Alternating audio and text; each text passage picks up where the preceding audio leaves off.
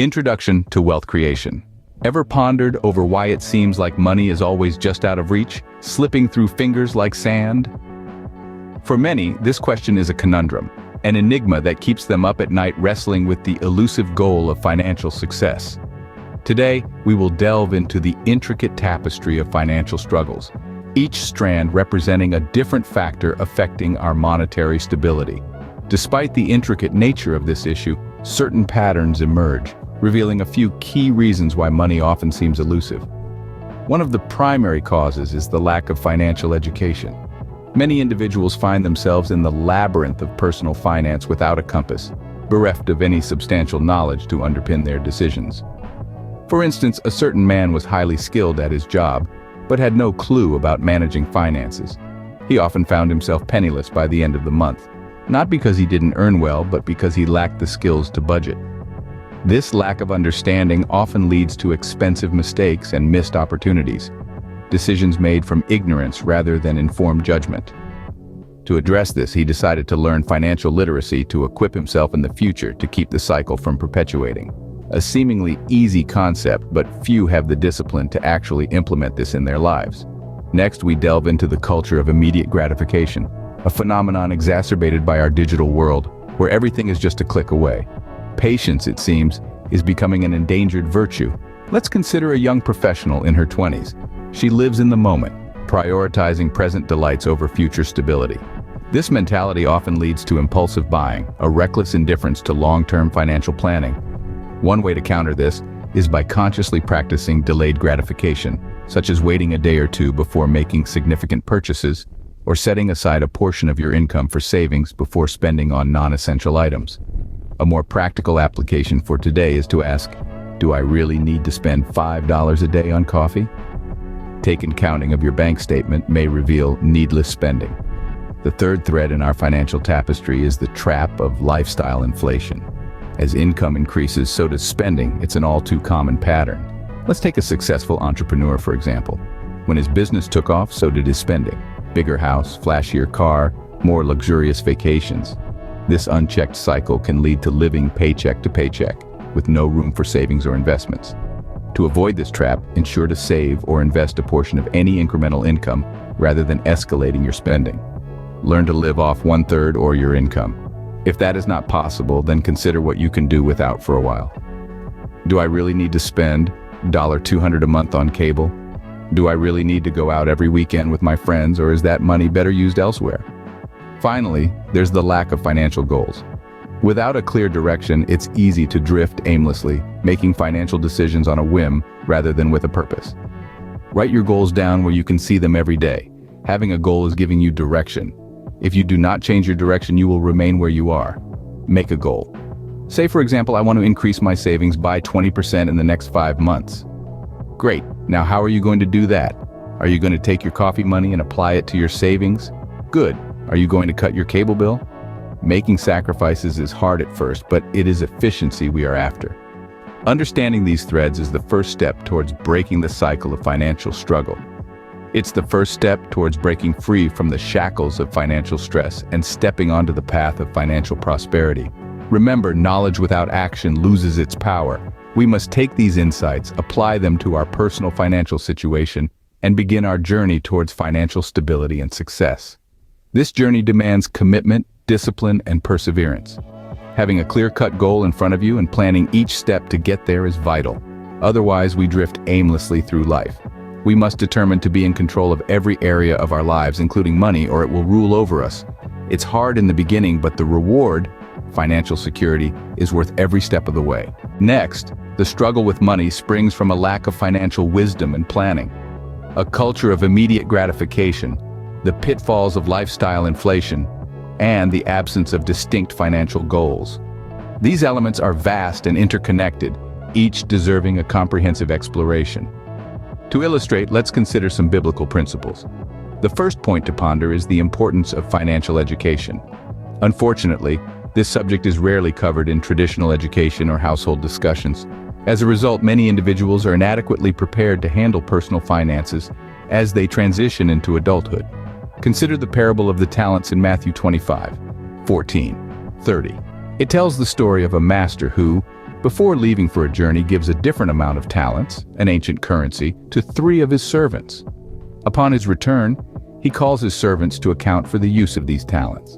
The servants who used their talents wisely and multiplied them were praised, while the one who hid his talent was rebuked. This story emphasizes the importance of wise investment and stewardship.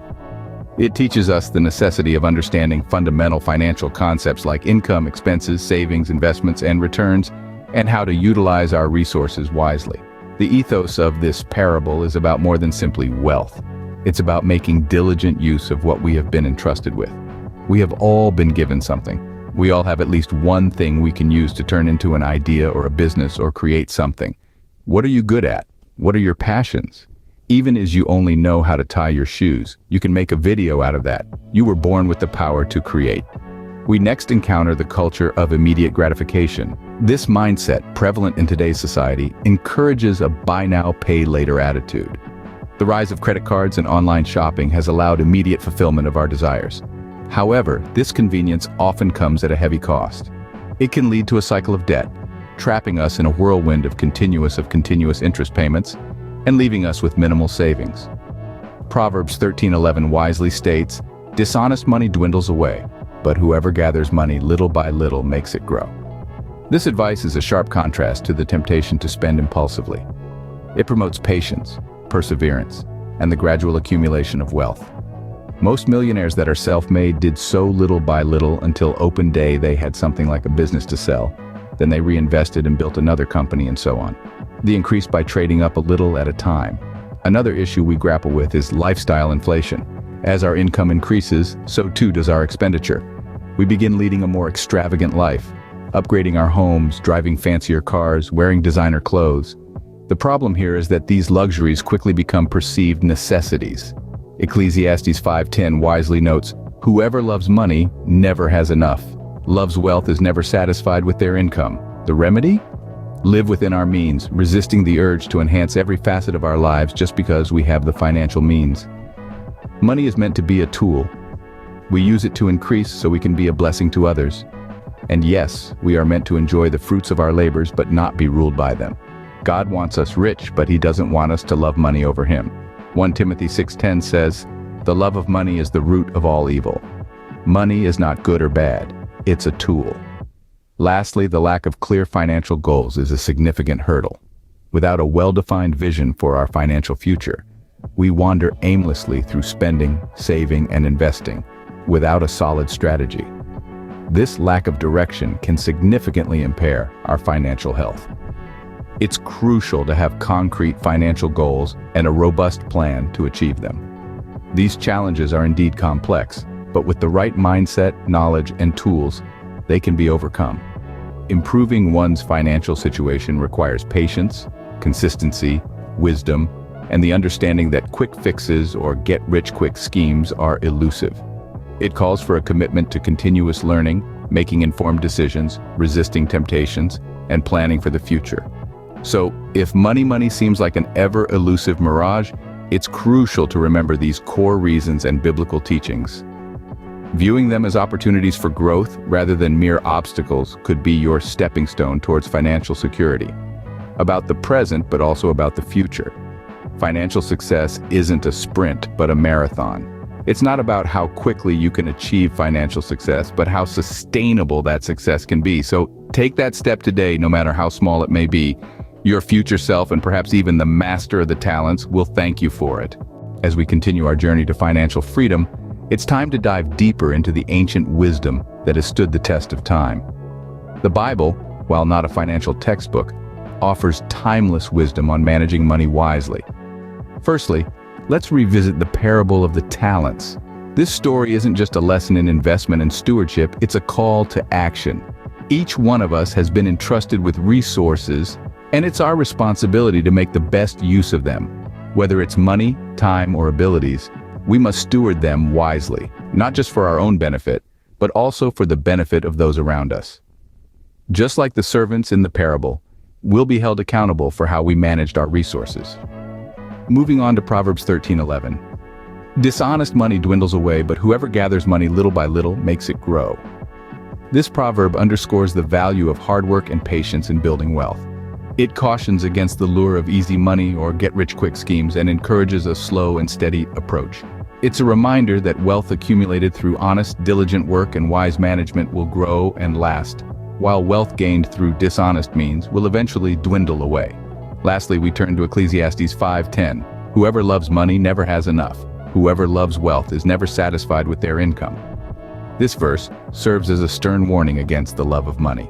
It's a reminder that money in itself is not evil, but the love of money can lead to discontentment, greed, and a never-ending pursuit of more. This principle teaches us to keep our desires in check and to find contentment in what we have, rather than constantly striving for more. In conclusion, these biblical principles offer us invaluable guidance in managing our finances. They teach us the importance of wise stewardship, the value of patience and hard work, and the danger of loving money. When applied, these principles can lead us towards financial success and contentment. So as you move forward on your financial journey, remember these teachings and let them guide your decisions. You'll find that they not only lead to financial health, but also to a richer, more fulfilling life.